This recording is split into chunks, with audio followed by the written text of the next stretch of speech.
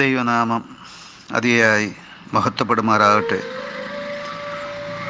നിങ്ങൾ ശ്രവിക്കുന്നത് Jesus voice message. എല്ലാ ദൈവമക്കൾക്കും കർത്താവായ യേശു ക്രിസ്തു നാമത്തിൽ സ്വാഗതവും സ്നേഹവന്ദനവും അറിയിക്കുന്നു.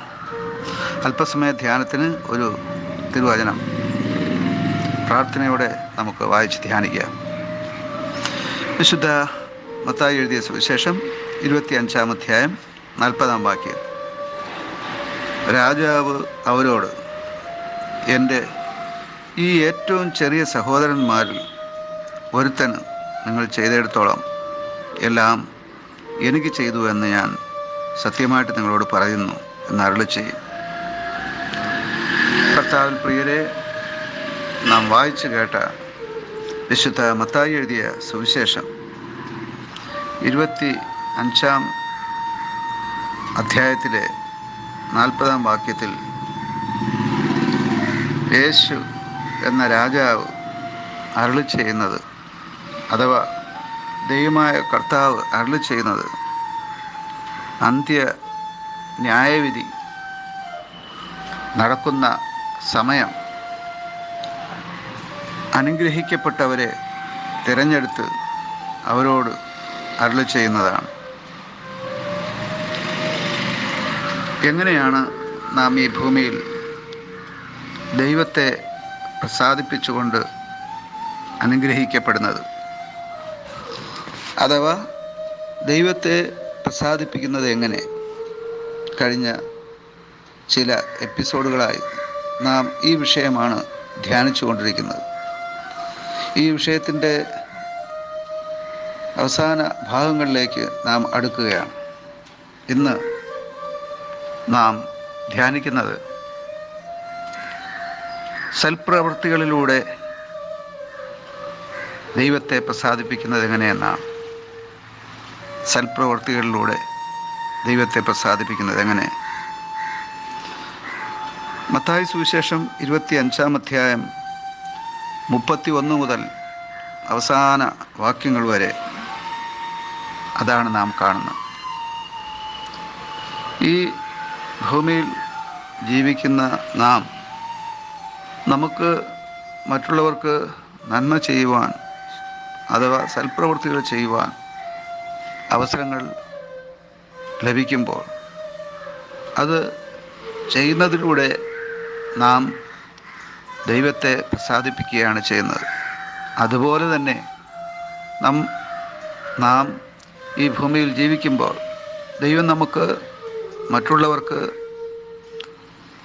സൽപ്രവൃത്തികൾ അഥവാ നന്മ പ്രവൃത്തികൾ ചെയ്യുവാൻ അവസരം തരുമ്പോൾ അത് ചെയ്യാതിരിക്കുന്നത് ശാപകാരണമാണ്. എന്ന് പറഞ്ഞാൽ അത് ദൈവത്തിന് പ്രസാദകരമല്ല.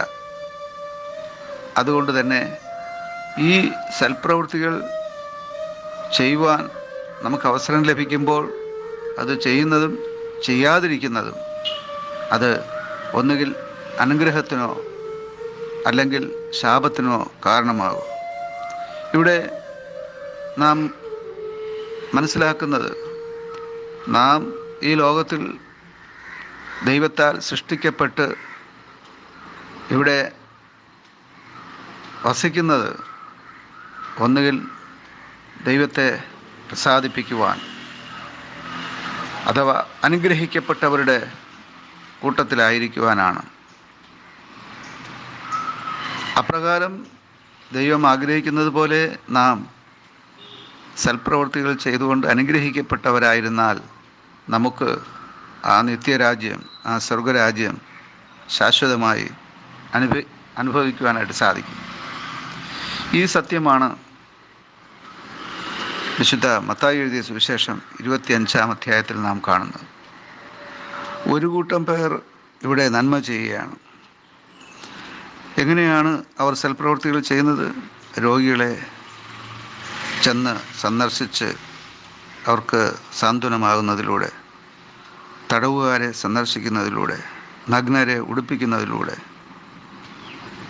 അതുപോലെ പലവിധ പ്രതിസന്ധികളിലായിരിക്കുന്നവരെ സന്ദർശിച്ച് അവരെ ചേർത്ത് പിടിക്കുന്നതിലൂടെ, വിശക്കുന്നവർക്ക് ഭക്ഷണം നൽകുന്നതിലൂടെ, ദാഹിക്കുന്നവർക്ക് ദാഹജലം നൽകുന്നതിലൂടെ അവർ സൽപ്രവൃത്തികളാൽ സമ്പന്നരാകുന്നു, അനുഗ്രഹിക്കപ്പെട്ടവരാകുന്നു.